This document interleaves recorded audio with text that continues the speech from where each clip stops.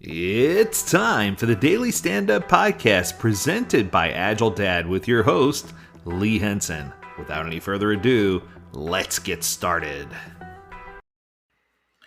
So, I recently received another letter from Mike Cohn. I love getting emails from Mike. Mike is just fantastic, dear friend, and I can't say enough good things about him and all the contributions he's made to the Agile community over the years. I've had the privilege of running into him a few times, and every time I have, he's been so gracious. This email is one that resonated with me because it's a topic that I talk about quite often with my groups and classes. It's about accuracy and precision when it comes to estimation. And he titled this email "Longer Time, Lower Precision." So let's get into it. He says, "How much confidence should leadership have in an agile plan? It depends." It's one of my favorite answers, right? I tell people all the time, anyone who could predict every agile project should have been a meteorologist, right? Because meteorologists only have to be right 50% of the time. Plans vary greatly in their precision depending on the time horizon. Teams typically create different plans for different time horizons. They might, for example, make a 3-month plan, a 1-year plan, and a 3-year plan. You can depend on those plans as long as they reflect the appropriate level of precision for the time horizon. Now, one of the things that I advise organizations is you should never have more than a 1-year plan. Um, I suppose if you set our 3-year plan and set a really North Star goal, I suppose that would be okay. But I've never seen organizations really stick to anything beyond a 1-year plan. It just feels like it falls apart once it gets past that. Anyway, uh, if I'm looking at what I'm going to do 3 days from now, I can give you a pretty precise rundown of all that I'll accomplish. I know what I'm going to get done. I can write to you. I could say, okay, I'm going to write 1 to 3 YouTube scripts, approve a small set of website changes. I might also have time to review the AI tool that I'm working on, right? So for a plan where the deadline is 3 days from now, we can give a pretty good detailed accounting of what we're going to get done, right? But notice I've left the plan just imprecise enough to account for any uncertainty. I've built in a bit of wiggle room with my range of scripts and language, such as might. On the other hand, if you're asking me for a plan as what I'll finish 3 months from now, I need a little more wiggle room. I'm not exactly sure what I'll do. I'll give you guidance on what I'm going to do. I'll give you some expectations or goals, and they'll be reasonable, but they'll include a broad range of estimates and broad stroke descriptions. I can't emphasize the importance of that. One of the things that I find that organizations do is they try to, I'm a fan of quarterly planning, don't get me wrong, but they try to get too detailed in a quarterly planning. And what ends up happening, whether it's a quarterly release plan or just a quarterly plan, is that the people who are responsible for doing the work feel buried. They feel like they're being avalanched because they're unable to stick to those plans. It's really interesting. So, as the time horizon grows, the precision needs to decrease to account for the increased variability. Okay, or to put it another way, as the time horizon shrinks, we know more. As we know more about the project, more precision can be added to the plan. Perfect. Exactly what I teach. He goes on to mention an article. Barry Boehm described this phenomenon in a 1984 paper called Software Engineering Economics. Admittedly, I have not read it. Later, in his book, The Software Project Survival Guide, Steve McConnell coined the term of uncertainty in referencing Boehm's work. McConnell explains the cone narrows only as you make decisions that eliminate variability.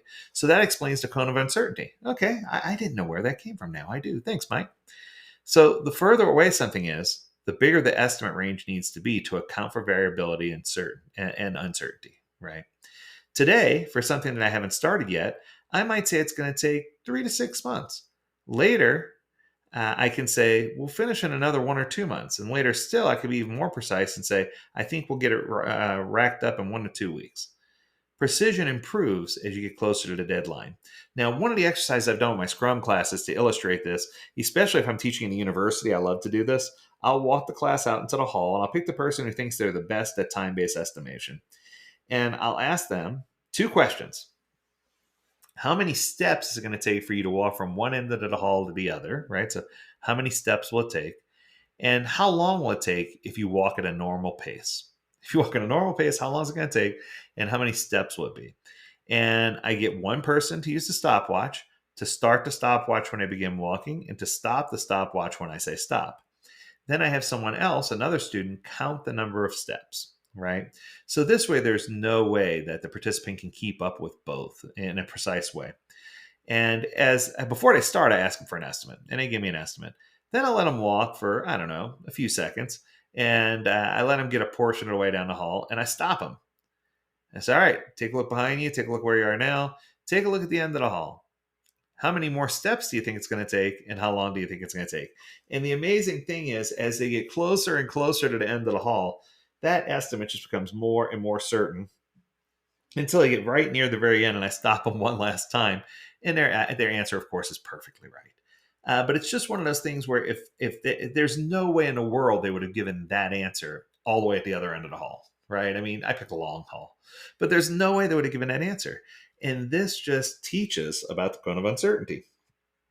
Now, another thing that I do, and Mike, I hope you don't mind, I'm going to piggyback. Another thing that I do is I create something called a red light, green light report. And this report has become quite popular with leadership.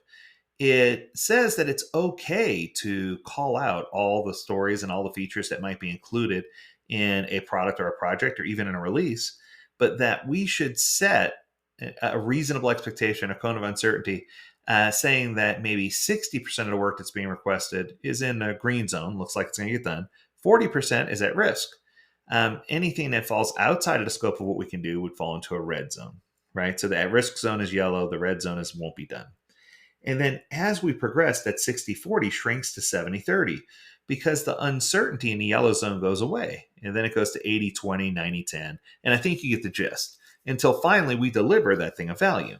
So if you think about it from that perspective, which I hope you do, the cone of uncertainty will shrink. It'll get smaller and smaller and smaller as we progress throughout the project. And that also means that if things are going to happen, they will happen, and we'll have already accounted for those, and we can pivot and make the adjustments necessary. So I guess what it all boils down to is precision definitely improves as we get closer to the deadline or finish line. Understanding the variability in each plan's precision can help you succeed with Agile. Mike, I love you to pieces, man.